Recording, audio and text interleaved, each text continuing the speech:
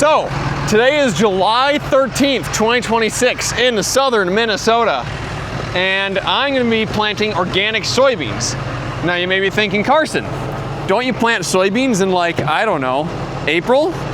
Yes, we typically do. However, if you've been paying attention to the last couple of videos, this field had organic peas in it. And they came and harvested the peas right after a 2-inch rain and made an absolute mess of the field. Now we had planned on doing organic soybeans after the peas. We'd like to experiment and see if that's something that we can do, make a little extra cash. But then they destroyed the field and we were like, gosh, I don't know if it'll work, but we're gonna try it anyways. So, and then we came and I dissed it and my tractor broke down. We were disking it, which has been fixed by the way. I got a new injector put in it. And then as we're talking right now, my dad's on the other side of the field cultivating it. So, yeah, don't know how these peas are gonna do. Or not peas, beans. We're hoping for like 25 to 35 bushels an acre, with organic prices being in the low 20s for organic soybeans right now. Even if we could pull that off, it'd be a nice little extra bit of cash.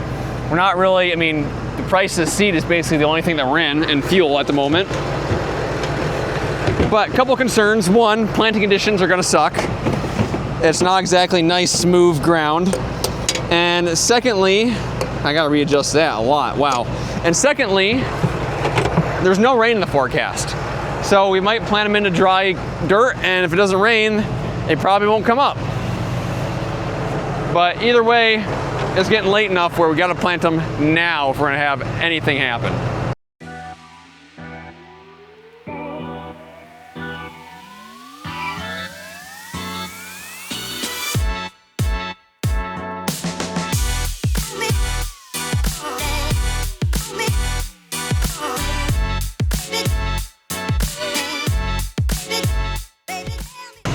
Couple of quick things. First of all, I'm planting with my 12-row planter, not the 24-row. My dad and brother had some issues with their planting tractor this year. The steering valve was bad on it, so even though we had RTK steering, it was just all over the place. Even hand steering, it was really hard. So they're getting that fixed as we speak. But this needs to be done, so we're like, well, I guess we'll use Carson's planter. So we're gonna see if with my AgriGPS RTK and the 8410T, if it's good enough where we can come back and cultivate with 24-row planter or 24-row row crop cultivator. My dad doesn't think so. I think it'll work pretty good, maybe not perfect, but pretty good. But these are organic beans, so I gotta turn the seed talc treater off. That way we don't get seed talc mixed in. And these are, a P07A10. I gotta look it up, see how many days those are. I don't know if the P07 means that's a 07 maturity. I don't know.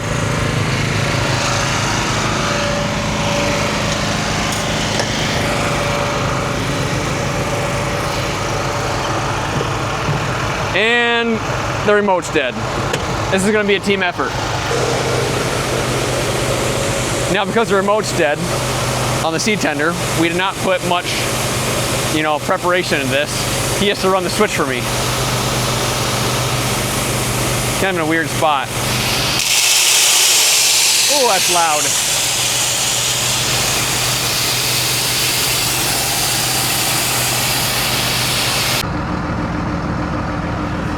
Now, we're planting at a population of 210,000. So, you gotta change this from 140. The reason we're planting such a high, well, that doesn't make sense. 1, 2, 3, I took one too many out. The reason we're planting such a high population is, well, first of all, we don't know how many of these are gonna come up. And then when you're cultivating and dragging and tine weeding and everything else, which we still have to do even though it is July, don't know how many we're gonna take out then. So you always plant heavy. Is that the reason we're planting heavy? Mostly because we don't know how many are gonna come up. We don't know how many we're gonna take out. Well, that and just late. You usually plant higher population. Late, you plant higher. Okay. You didn't find your pins? No. I don't know what it. I swear, the shop once a month I lose something important. I can't never find it. There's not anything in there. But yeah, they go in here. which, I mean, there's so much seed and stuff in here. I'm not worried about it, and we have the weights on the end. I'm not worried about it right away, but we might need them eventually. Also, the battery in that controller is dead. Okay. So it's kind of a two-person job because. Well, should I just take your tractor up so we got a vehicle out here? Or Yeah, you can take my tractor up. He got it fixed, so. I might as well take the controller here. I mean, I don't know. I think you want to probably go. I was going to call Corey. I might leave my phone. I think you want to go a couple inches. This heat, they're going to be up in 3 more days or they're not. So 2 inches. Okay. I got it set to whatever had it. I planted soybeans last with it, so I'll probably plant shallower than that, though. go up a notch. Not a problem. No, it's not. Just kind of do this. There we go, fixed. So we went about 10 foot, or probably 30 foot, and absolutely plowing. Don't need to be doing that. Move all these way up. It's gonna take a few minutes. These are kind of nice, once you get them set, they're set. But they do take a while to get set. Let's do a little digging, see what we're finding.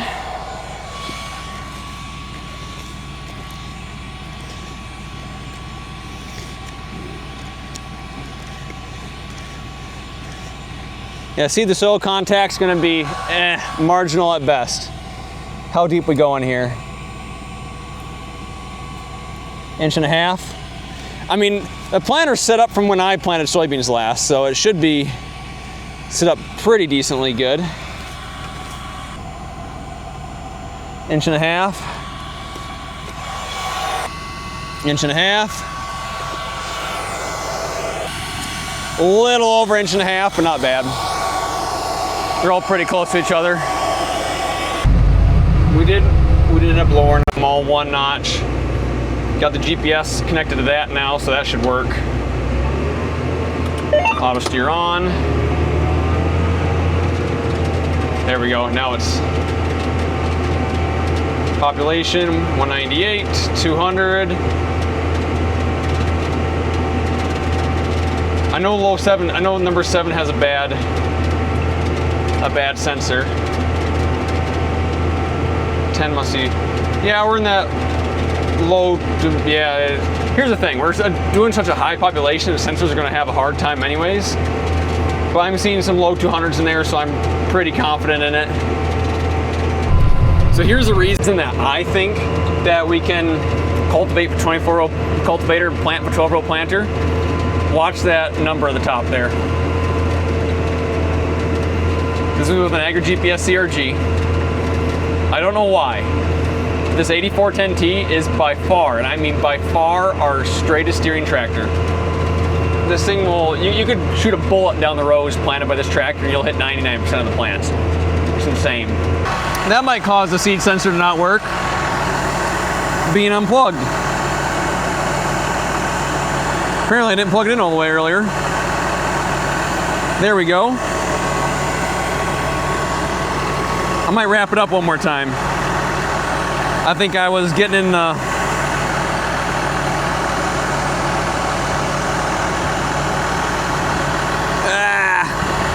There we go. I think I was getting wrapped up in this row cleaners. Well, we're out here, might as well dig again. I don't know how it's gonna actually turn out. That's loose. Dad's gonna bring tools.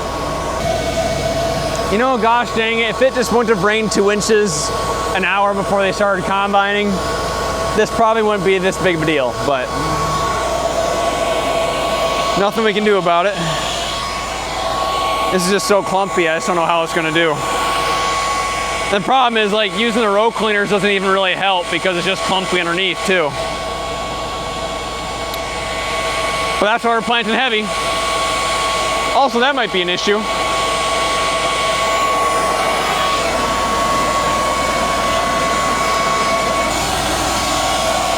I love these closing wheels. I don't think they're best suited for this condition. I think for this you want those. Which, I mean, honestly, like this end one, like this seems to be doing a pretty decent job. All considering the fact we're trying to plant into that. Honestly.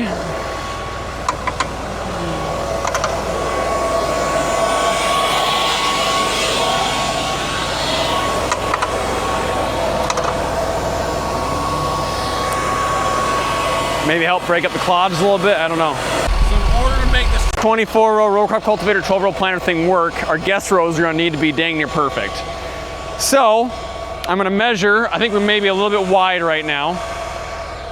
I'm gonna find the seeds on both sides of the guest row here.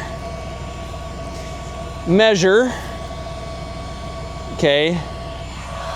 And then I'll probably just put in a GPS offset or something to keep it simple.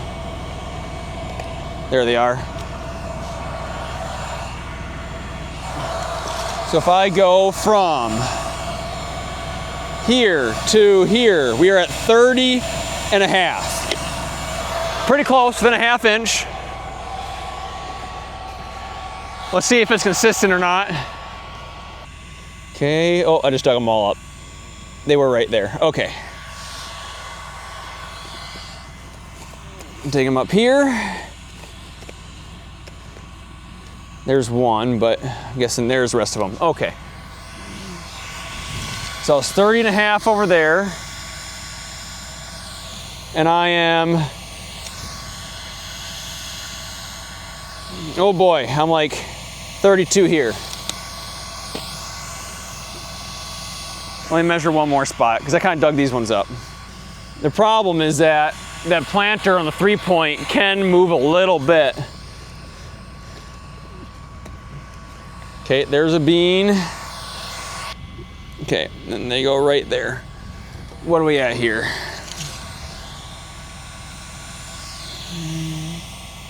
Yeah, like 32. Okay, I'm gonna move my offset over. I gotta think, I need to move over this way. So I need the GPS receiver to think. Boy, what do I gotta do? I'll think of it in the cab. I gotta move the GPS offset about an inch. No, what are we at?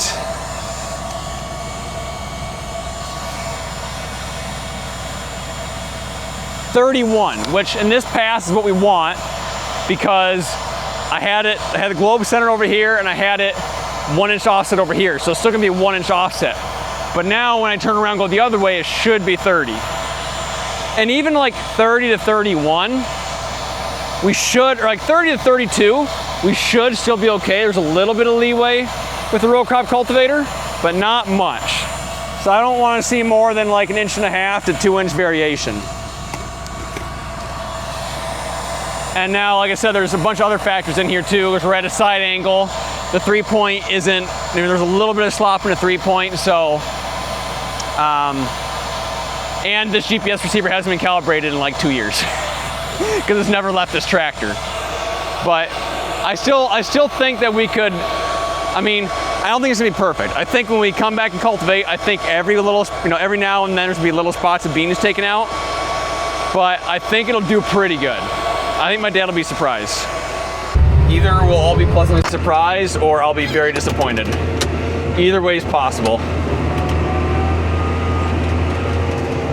But gosh, can this 8410T drive in a straight line?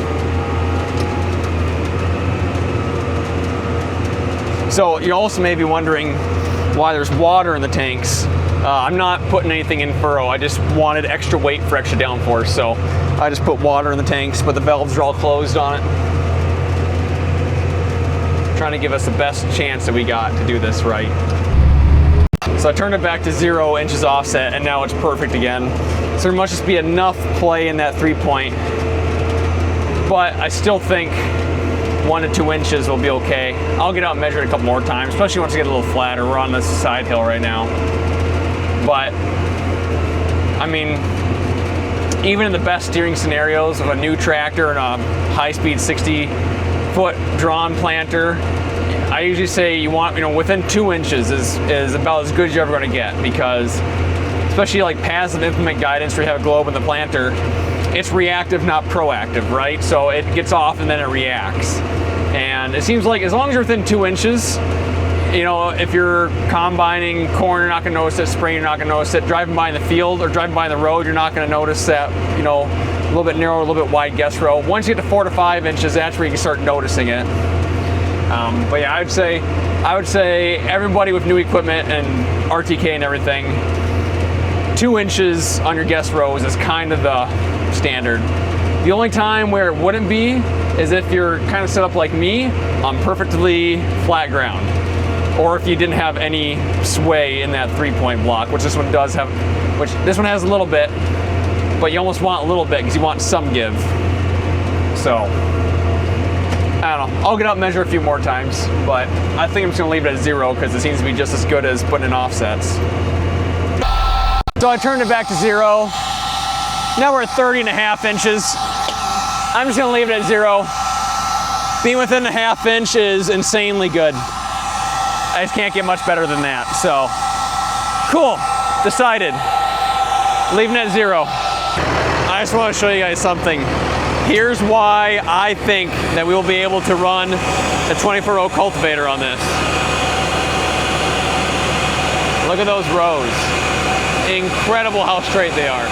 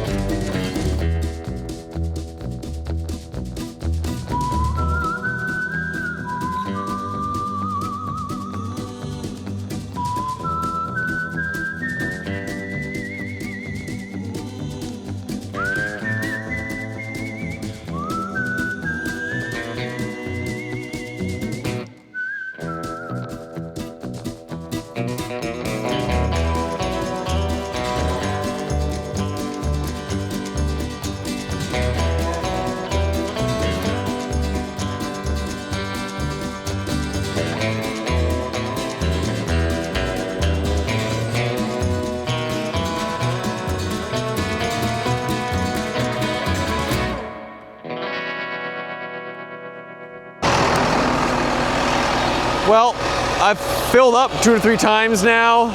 No, I filled up 3 times, yeah, total. 2 times you guys haven't seen.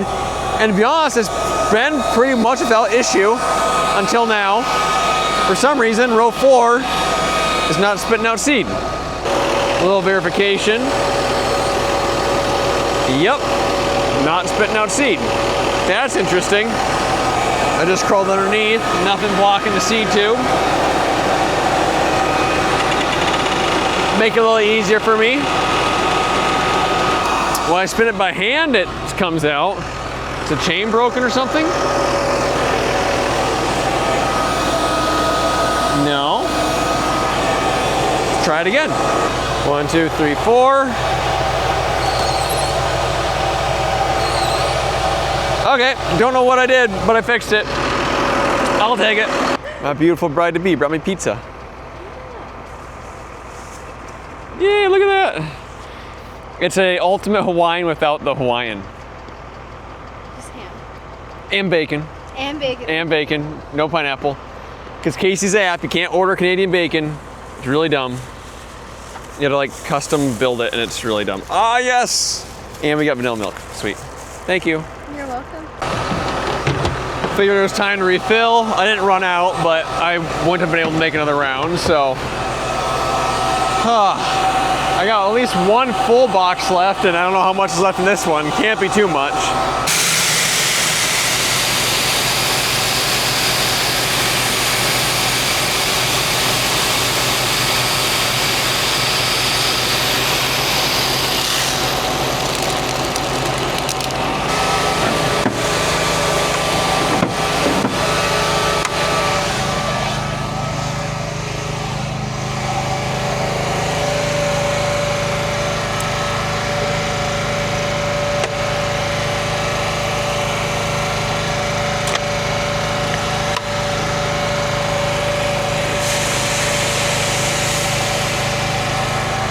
Okay, it's the next day. I was so tired last night, I completely forgot to film me finishing, which I'm actually gonna do a little bit more here today because I have some seed left.